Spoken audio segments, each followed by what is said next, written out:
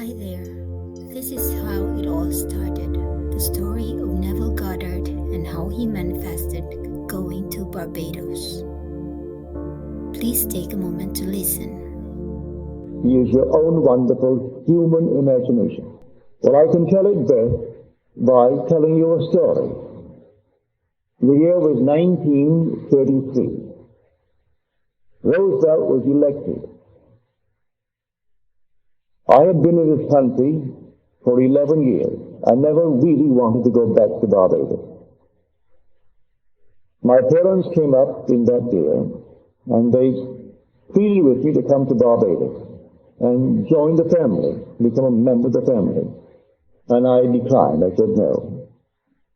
I saw them off at the boat, and strangely enough, as they sailed, and they were on the deck, and I waved goodbye to them, a peculiar feeling came over me.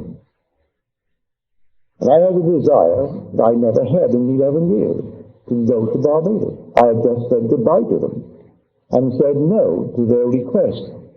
They would have paid all expenses and brought me back, and everything would have been perfect. Then from the boat, I went to my old friend Abdullah. He was born, so I am told, in Ethiopia. He was a black man, raised in the Jewish faith, but really understood Christianity as few men that I ever met understood it. He understood the law, not the promise. He understood the law. So I went to him and I told him the feeling that came over me. I wanted to go to Barbados. I just waved at my parents, and a peculiar feeling possessed me. And he said to me, "You are in Barbados." Well, that did not make sense to me. I'm standing in his place on 72nd Street off Century Park. That's where he lived. He lived at 30 West 72nd Street. And there I am in this place. And he's telling me that I am in Barbados. He didn't explain what he meant.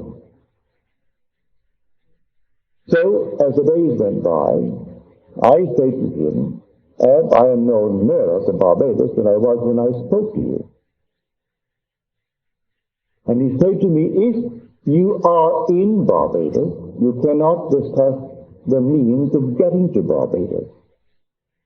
You must actually live in Barbados, in your imagination, as though you were there, just as if, and view the world from Barbados. If you sleep in Barbados and view the world from Barbados, the means will appear and you will go to Barbados. But as far as I am concerned, you are already in Barbados. Because you desired it very intensely. All you have to do is simply to enter it. And you enter it now in New York City, even though that's 2,000 miles across water, and you aren't going to walk across water. But you enter Barbados and view the world from it. If you see the world from Barbados, then you have to be in Barbados." He did not explain to me then, but I learned later, that man being all imagination, man is wherever he is in imagination. And imagination is the God in man, that is the eternal body of the Lord Jesus Christ. And all things are possible to him. And by him all things were made, and without him was not anything made that was made. That what is now proven was once only imagined. These things I did not know then. He simply talked in the overall picture. But I did my best, and I slept mentally in Barbados, in my mother's home. I looked at the world and saw it from Barbados. I saw New York City 2,000 miles to the north of the northwest. For we are at a certain latitude, 13 north, New York is 42 north. We are the 59th longitude, New York is the 74th. So I saw it northwest, as I could imagine it. I heard There's tropical noises. We call this land tropical. It really isn't tropical in the true sense of the word. When you go into the tropics, it's something entirely different. I was born in the tropics, almost on the equator. It's an entirely different odor. Sunsets go like this. You look at a sun, and the sun disappears suddenly. A ball of red light becomes green. You're looking at the sun, and suddenly, in a matter of a split second, you're seeing a green sun. You're seeing the complement of red. So we have no twilight in Barbados. The sun goes down rapidly from a red ball to a green ball, and you're seeing a green ball. So the whole atmosphere differs.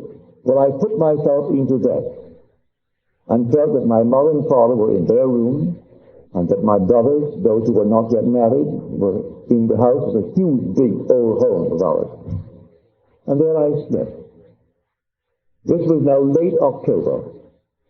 When it came to the end of November, I said to Ab, I am no nearer Barbados.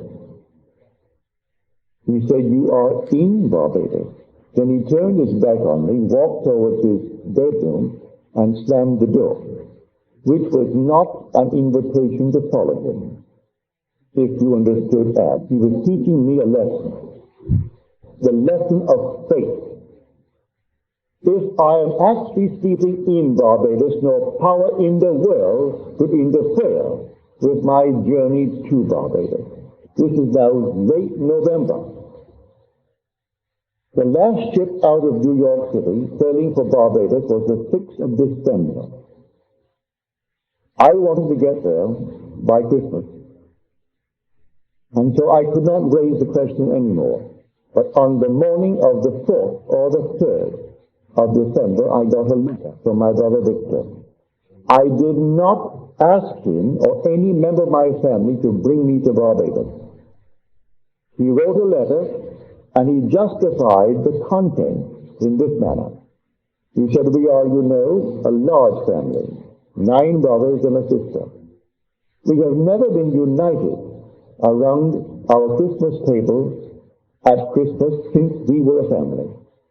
For there was an interval between my sister Daphne and the last 2 boys of 8 years. By that time, my oldest brother had left for Demerara in British Guiana. And by then, when he came back, my brother Lawrence went off to McGill to study medicine. And we were always moving around. But this time, everyone was present but yours truly. And he said, I'm enclosing a small little draft, $50. But in 1933, when there were 17.5 million unemployed, and we didn't have 204 million citizens, we only had 120 odd million. It was an enormous thing. If you're not old enough to know it, may I tell you, it was really a horror. But I was numbered among the unemployed. And so he knew that I could come if the terms were there, that I had my passage paid. So we enclosed a $50 draft to buy a suit. Well, you could buy a suit in those days for $12, $10. You could buy a pair of shoes, McCann shoes, for $3. And so I went down to the steamship company, because in the letter he said, I've notified the company to issue a ticket. And then the little $50, you buy what you need for the trip, and then sign the chips. And when the ship comes in, I'll meet the ship and pay all the things that you have incurred, all the debt. But I went down to the ship. They said to me, I'm sorry, Mr. Goddard, but we do not have a first-class passage for you. We can accommodate you third class. You have the first-class accommodation for meals, and you can have all the other areas of the first class. For sleeping, you have to go to the third class. I said, perfectly all right with me, I'll take it. I went back to Abdullah, and I told him. You know what he did? And I said, I'm going third class to Barbados, but I have the accommodation with the first for the daylight hours. He said, who told you you're going third class? You are already in Barbados, and you went first class. Again, he closed the door on me. I went down to the ship the morning it sailed on the 6th of December, and the ticket agent said to me, Mr. Goddard, I have good news for you. we have a cancellation. And now you can go first class, but you'll share it with two others. There are three in the cabin. Perfectly all right with me. And so I went down first class. Abdullah said to me, you know, Neville, when you return from Barbados, you will have died. Never explained a statement of that nature. You will have died. I'm coming back from Barbados, but I will have died. He spoke in these cryptic manner. Well, I did. I went down to Barbados. I was a strict vegetarian. I had not eaten one piece of meat or fish or fowl in 7 years. No smoking, no alcohol, no sex. Disillusioned in my first marriage, and the whole thing was simply, I became a celibate. I came back from Barbados, and in Barbados I was the same being that I was when I arrived. To the annoyance of my family.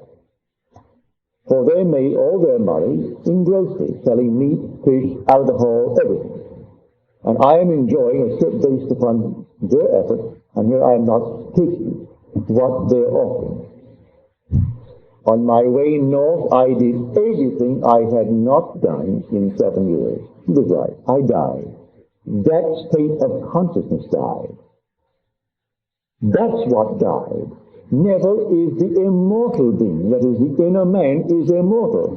I was locked in a state. The state I departed from, so as far as I am concerned, I died to that state. You see, life is nothing more than a hunger.